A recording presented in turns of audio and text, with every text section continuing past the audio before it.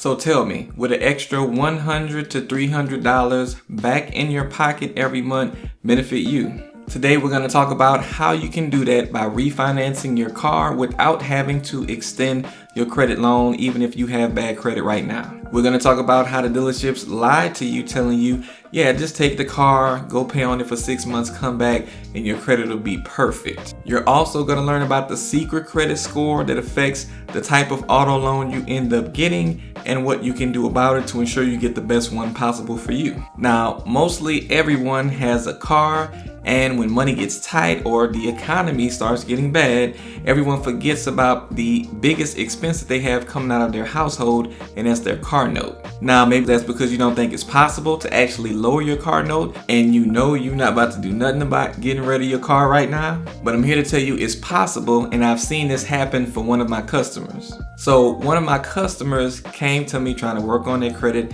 after trying a whole bunch of different methods before in the past. None of them really worked.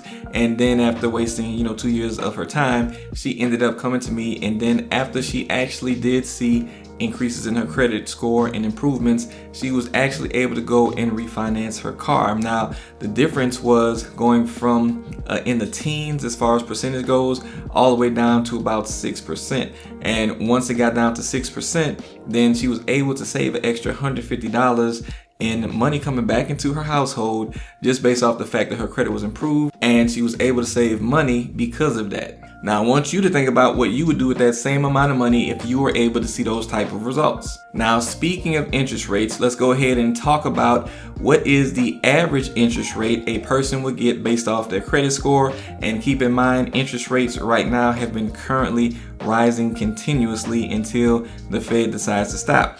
Now, as you can see here, the super prime, meaning your score is in the 781s all the way up to 850, that's looking like a 4.7% interest rate on a new car and a 5.99% on a used car.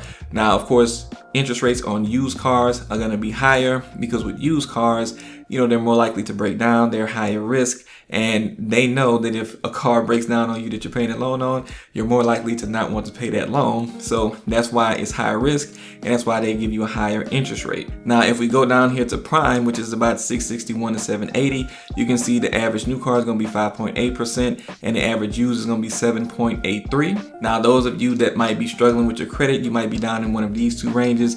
You see 601 to 660, they have 8.12 as far as the interest rate for a new car, and 12.08 for a used car. And if you're in 500 to 600, they have 10.79% all the way up to 17.46% for a used car. Now, I'm going to tell you that usually when a person is down in the 500s or the low 600s, I've seen people get interest rates up in the 23s, 25s. So that is not uncommon, and you don't have to be as low as the 3 to 500 as they mentioned here.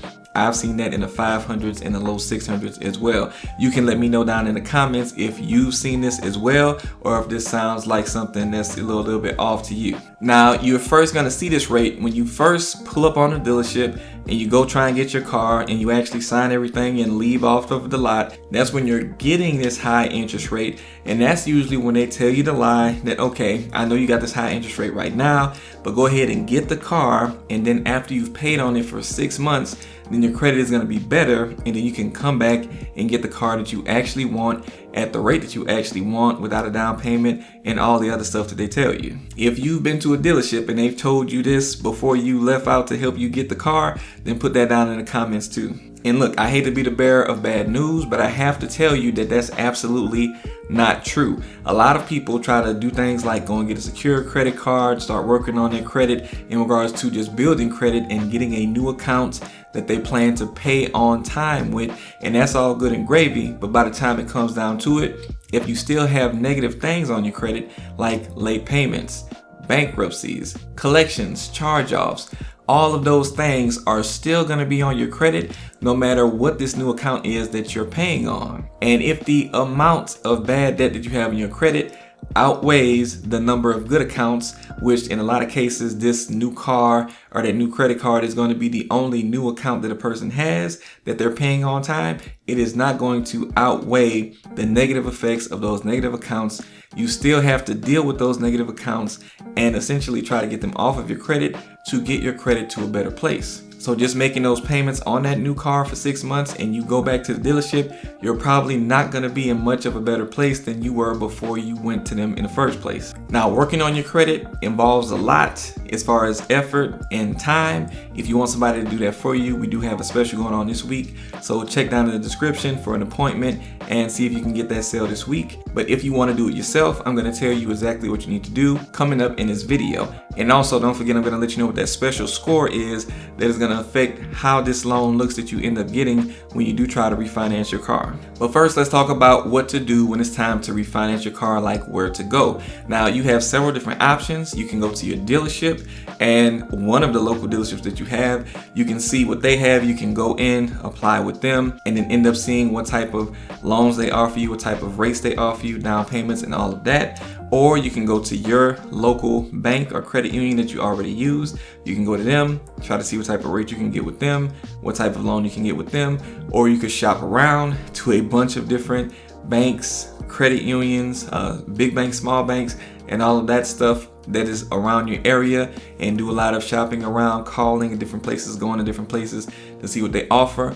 Or you can go to this one option that you can use online to get your best rate within 2 minutes. Now, the option I'm talking about is called Super Money, and what they do is they have a tool that you can use to get a rate, and you can compare rates from different lenders that are trying to get you a car loan, so you can actually have them competing to get you the best rate, and it only takes a few minutes. You can see here they have one single form. They have multiple personalized auto loan offers that you will receive, and you can get loans up to $100,000 with rates starting from 2.94 APR. Now, compared to that average APR that we saw, which at the highest credit score was about 4.75% all the way to 5.99%, depending on if you're getting a used or new car. Knowing that you can get something as low as 2.94% is really good. Not to mention, checking to see what rate you would get won't even hurt your credit score, so you don't have to worry about a hard inquiry lowering your score. Now, all you have to do is hit get offer in minutes, and then it will ask you a few questions. You can see here what type of auto loan do you need. I want to purchase from a dealer or a private party, whatever your case is. Do you have a car in mind? Yes, no. If you don't, then you can put that requested amount. You just follow the prompts, go through the steps, and it will get you your offer. Now, once you have actually submitted your information, you'll be able to compare different factors that go into each of the different lenders. You can see what lenders they have.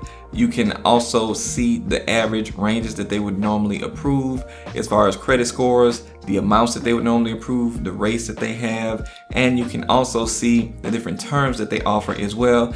And you can see if they offer any late fees, prepayment fees, or anything like that, and also any loan origination fees. So you can get all of the information that you need right here in one place without doing all that calling around or going to all those different places in your city. So again, this is Super Money. I'm gonna drop a link to them down in the description and the first comment if you want to check them out. And you can go to them for your auto purchase or refinancing needs. Okay, so I told you I would tell you how you can refinance your car loan without having to pay on it for an extended amount of time. How would you end up paying for it for an extended amount of time?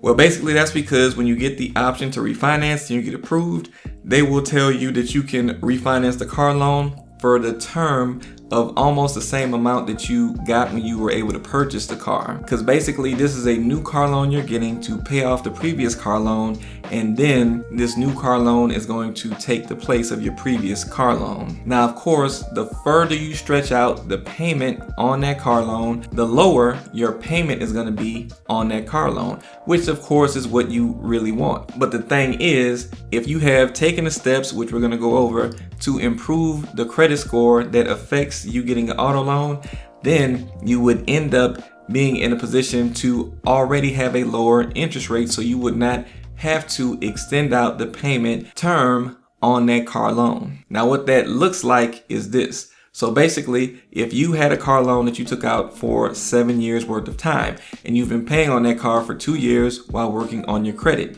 well, by the time you have actually improved your credit score enough, we're going to say 680, because that's a decent place to be at to try to get approved with decent terms. You go and apply to have your car refinanced, and then you'll get the option to choose what your terms will be as far as how long the car loan will be. So you took out the car loan for 7 years, you paid on it for 2, so now there's 5 years left. What you want to do is get this new refinance car loan for 5 years so that you have it for the same duration of time. As far as your term, you'll have it for the same duration of time that you would have already had to pay back the original car loan. Now you can do this and still have a lower payment because your interest rate is going to be lower because your credit score is higher. And also, since the balance on your car loan is lower because you had paid it down over time, over the 2 years, that means your balance is lower, plus your interest rate is lower, and both of those things are going to help lower your payment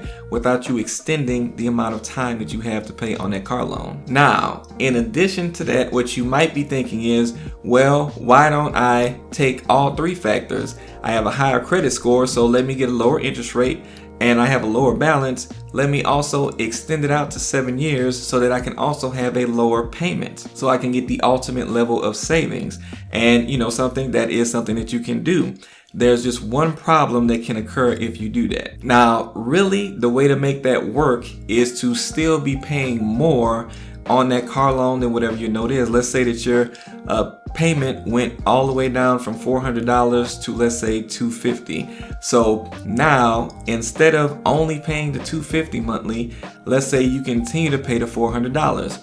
Now you will still cut down on time because the extra money that you're paying is going towards the actual balance and not the interest. But you do have to make sure when you call in to make the payment that you're telling them that you want that payment, that extra payment, to go towards principal. Again, talking about the extra amount that you're paying over the car note amount that is due. Now, if you are able to maintain that and continue to pay more than the car note, you will bypass the interest rate and still be able to pay off that car loan faster or in the same amount of time, depending on how long the original loan was for and how much of a term you took out when you did the refinance. But if for whatever reason your money ends up getting so tight or anything happens to make it to where you cannot pay that off faster or pay extra money on that monthly, the problem you're going to run into is that you're going to actually have to end up paying that car note over that term that you had,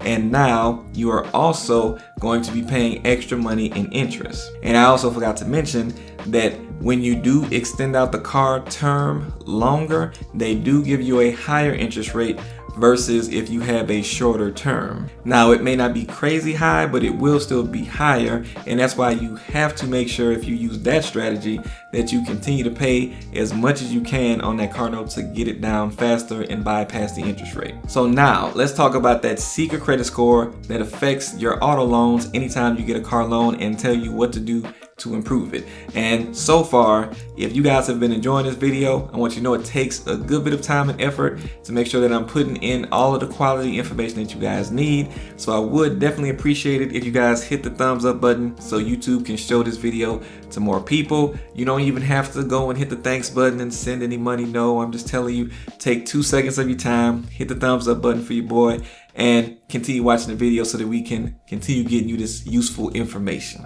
Now, back to that secret credit score. Now, the credit score that I'm talking about, and maybe some of you guys have heard of this before, maybe you haven't, but this is called your FICO Auto Credit Score. This is a industry specific score. If you didn't know, there are a plethora of different versions of credit scores out there. There's VantageScore versus FICO score, and then within FICO, there are the base credit scores that they have that are out there, but then they also have the industry specific FICO scores that are out there. And all of this causes a lot of confusion with people not knowing what their accurate score is. But the auto FICO score, depending on which base version it is that is being used at the lender that you go to, is going to be the thing that affects your credit score the most when you're trying to get a car. Now, how this works is they take your base FICO score, and let's say that that is a 650. Now, your base FICO score, and let's say FICO 8, is going to be the number generated based off of the information on your credit report in its totality. A bunch of different factors go into that, but that's basically what it is. Now, your auto FICO score, let's say your FICO 8 auto score, is going to be an additional modifier that is applied to your base FICO 8 score. Now, what it does is it looks at your credit history that are all related to longer term loans like 5, 6, 7 years, but more specifically auto loans. So it's going to look at your auto loan history and it's going to adjust your score either up or down based off your history with cars. The reason why they use this score when you're trying to get a car is they want to see the most accurate score related to your behavior in having car loans. So if you have a bunch of cars that you've gotten in the past and you've paid them all off, that's going to help you with your score. If you've had cars that you've had repossessed, that you've went negative on more recently, or even somewhere in the far recent past, then that's stuff that can affect your credit score and actually have your base score lowered and can cause you to get higher interest rates and worse terms in regards to your car loan. Now, what do these bad terms look like in regards to car loans? Well, you'll have higher down payments, you'll need to have co-signers, and all of these different things that go into getting a car that most people don't want to have. And also you usually end up not being able to get the kind of car that you actually want because the lender won't give you as much for the car and they want a higher down payment. So it's too many hoops that you have to jump through if you don't work on the things that improve the score. So to improve the score, you definitely have to deal with any repossessions that you have on previous cars, or any late payments that you have on previous cars, or any charged off car loans for previous cars, or loans of high amounts and longer terms that will be similar to a car. So these are all things that you want to deal with if you're having problems with your credit score and you're trying to get a car. So what do you specifically do to improve your credit? Well, the first things that you want to do is, of course, go and get a copy of all 3 of your credit reports and scores so that you can make sure that you're working with all of the information. Don't use Credit Karma. Credit Karma only gives you 2 credit bureaus out of the 3. And when you're trying to get a car loan, you don't know which bureau the lenders are going to check. So you need to make sure that you're improving all 3. You can't do that with Credit Karma. You also can't do a lot of the disputing work on your credit with Credit Karma because they don't give you account numbers for the accounts that are on your credit report. You can only get that from different reports. Now, what I use for myself and for my customers is a company called My Score IQ. They give you credit alerts. They have identity theft protection coverage insurance, so you can have money to use towards recovering any identity theft issues, and they give you all of the information that you need in a concise, easy to read report, far easier than any of the annual credit reports you can get for free. But that's just what I use for me and my customers, and it's been good to me, so that's why I'm letting you know about it here. But use whatever tool you want to use to try to get all 3 of your reports and scores. And they're also, when compared, a lot lower cost than a lot of the other options that are out there, while delivering you your FICO scores and all of the information on your credit reports too. Now, you can use whatever system you want to use. Just make sure you get all 3 of your credit reports and scores. Now, once you have that information in front of you, you want to take note of anything that you have that could possibly be hurting your credit.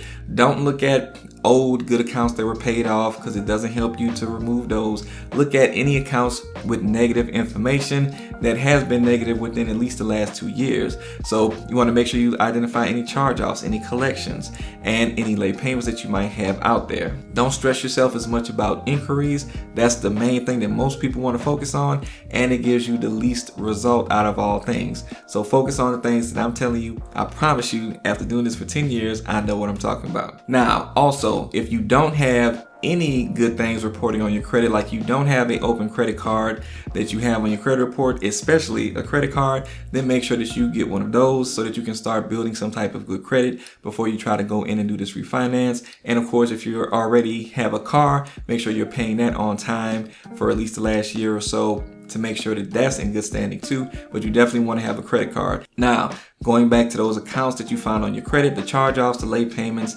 and the collections, you want to try to dispute anything that you can find on those accounts that might be inaccurate, unverifiable, and pretty much old, which is beyond 7 years. So those are the things you want to look for. And just so you know, just because an account is yours does not mean that it's accurate.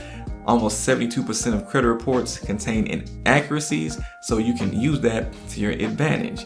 Now, once you have identified those inaccuracies, you want to always send in disputes by mail. Don't dispute online, don't dispute through the Bureau's websites, don't dispute through Credit Karma. It will not yield you the best options to get the best results. You're always going to get the best results by sending letters out by mail. If you don't know what to say in dispute letters, then I do have sample dispute letters down in the description, so you can check those out. But if you know what to do and you know what to say, then go ahead, draft your letters and put them together, and then go ahead and send them out to the bureaus. Now, what I'm gonna do also is send you to this next video, and this next video is gonna go more in depth on what you can actually include in a dispute letter if you do need to actually send off some letters, and that should give you some great help in the next stages of what you need to do so that you can go ahead and refinance that car loan and start saving money today.